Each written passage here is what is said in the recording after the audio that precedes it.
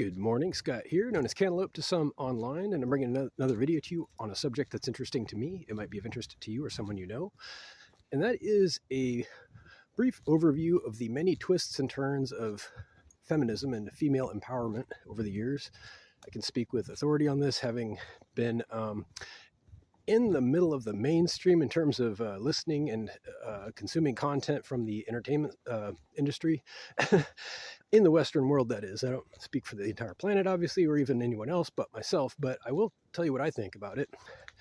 And that is that in the 80s, I'm going to jump right in, there was a much different tone than that which came later and which persists to this day. Brief overview. In the 60s, there was a lot of upheaval, civil unrest, strides made forward towards female empowerment of underrepresented groups in general, civil rights and that sort of thing. And then in the 70s, some of this stuff really kind of crystallized and became policy for the first time, where women were regarded as equals to men in a lot of ways, and not in practice. I'm not saying it was perfect. I'm just saying that it became official in some new ways, and that is undisputable. There were new laws imposed that guaranteed rights to freedoms and equal opportunity in the workplace, that sort of thing. But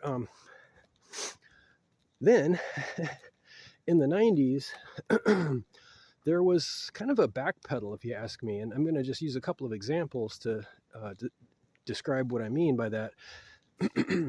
The song Material Girl by Madonna, for example, was, I believe, motivated, and I can't speak for Madonna, but my interpretation is that the lyrics and the tone of it are aimed at women having standards, basically, and being able to demand that a man have money and be of a particular caliber or quality before he becomes eligible. That's what it seems like to me, which kind of harmed their cause. It did, because it transformed the female image, the public female image, like the archetype, into something a little bit untoward. But hold that thought for a second. So in the 90s,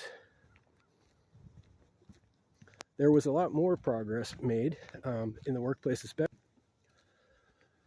And then shortly thereafter, some more backpedaling with the advent of the internet and the advancement of pornography and sensationalism in the media, which kind of just reached a crescendo, if you ask me, and did not really help feminism. But at that point, it kind of seems like technology stepped in to replace feminism's shortcomings and to empower women by way of systems designed to give them as much, if not more, control of their bodies and their situations as men had.